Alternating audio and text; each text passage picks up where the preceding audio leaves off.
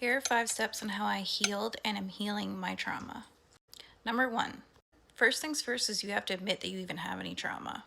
Everybody has trauma.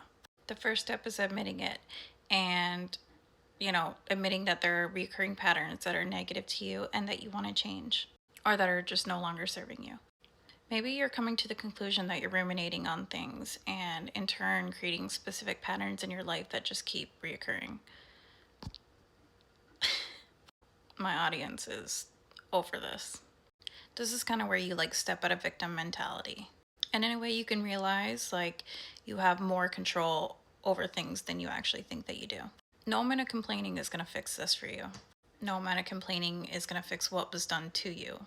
Life was unfair. You had horrible circumstances. You can either stay in the quicksand or you can survive it. And this is not me being insensitive about anybody's trauma. It's just kind of a little bit of tough love that you have to give yourself, because trust me, I have been through the worst stuff that you could ever go through. But I'm also not going to sit here and let that control my life. I'm not going to let my past and my circumstances give me a reason to treat people like garbage or to not be successful in life or anything really. I'm not going to let it hold me back. Number 2, here's where you kind of figure out what your traumas are and you dig deep. Because a lot of the time you could say hey, I'm angry all the time, but why? And you can say this one irritated me or this and this, or things just don't work out and things aren't fair. Okay, but what's the story that you're telling yourself? Who taught you how to think like this? This is where you really dig deep and try to find the root cause of all of these issues. And this is the hard part because it takes a little bit to figure out. You have to start thinking about these things and start digging deep to figure out why you're not having a happy, fulfilled life. Speaking out loud with no filter to yourself or to somebody else, or writing in a journal, are great ways to do it. But this isn't easy because, a lot of sensitive topics come up. Take space if you need to. Number 3, now that you know your issues and where they came from and why, now you need discipline. You need to be on that path of change. And you just need to break that cycle. But in order to break that cycle and to have this discipline, you need to have a why. For me, my why was my kids. I wanted what was best for them. I didn't want them to experience anything that I experienced. And I wanted to do better and be successful and give them the best possible life that I could.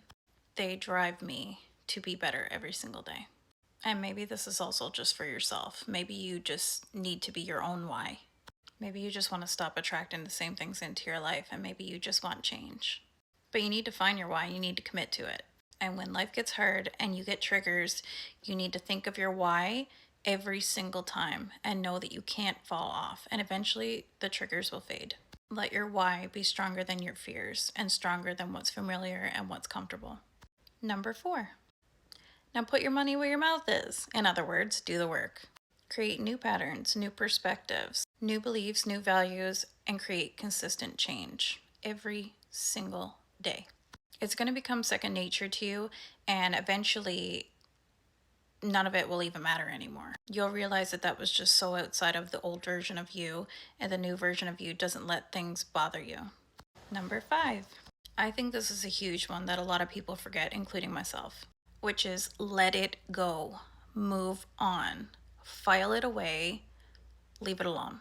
Stop beating yourself up over old patterns. Stop beating yourself up. Stop being a victim. Stop being upset that all these circumstances happen to you. There are a lot of things that are beyond your control, and you literally just can't let this dictate your life. And it's not fair to put it on to other people.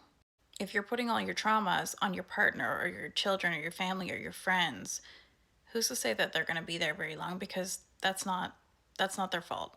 For example, if you've been cheated on multiple times in the past in your relationships and you're going to bring that into your new relationships, you're just going to create so many problems because that person isn't these old people. In saying that, absolutely put boundaries in place and set things up for in case something does happen. Yes, you have an out. But don't expect that this is going to happen from somebody else, because guess what? What you expect will turn into your reality. No matter how much you try to prevent, because we're on the topic of cheating, no matter how much you try to prevent that from happening, people will always do what they want to do. You cannot lock people in a basement. You can't check their phones every single second of the day. You just can't do it because you're going to drive yourself nuts. And if that person wants to cheat, they will, no matter what. And that has nothing to do with you. What does have to do with you is your reaction to that. Okay, so say this happens. Say, once again, you're cheated on, okay? And your boundary was, okay, if I'm cheated on, I simply just get out of this relationship and leave. Whatever that takes, whatever that entails, you just get up and leave and find somebody who will respect you. You don't need to react. You don't need to freak out. You don't need to know why, because it doesn't matter. And you don't need to beat yourself up, okay? You don't need to beat yourself up and think to yourself, what did I do wrong? What did I lack? Because that's not about you. And then you simply just say, okay, that's fine. On to the next. And you don't keep telling yourself, every single relationship that I get in, I'm cheated on. No, you simply say, I'll just go be with somebody who doesn't. And then you tell yourself that you're going to get in a relationship with somebody who doesn't do that. And you stick to it and you affirm this to yourself. The very strongest bond that you can build is building safety within yourself, knowing that no matter what, you will survive this. And know that you deserve better. Know that you don't need to let other people's actions create insecurity within you. Honestly, I just empathize with these people. I think to myself, I will never understand acting like that because that's just not something that I do. And you have to be pretty hurt and miserable in your life to go and do other things to hurt other people. And if you're not a hurtful person, you won't understand it anyways. So just accept that you're different and accept that that's not you and it's not about you and move on. Remove yourself from the equation because you love yourself more than that. Give yourself grace from the decisions that you've made in the past and how you've acted, and don't sit there and just get the ick over things that you've done, because I've done that too. But just say, hey, I did the best that I could with the tools that I had at the time. Now I have better tools and I am better equipped and I can handle more than I did back then. I'm strong, I've grown, and I deserve better, and I'm going to go find better. You are not your circumstances. You are not your past. You are not your trauma.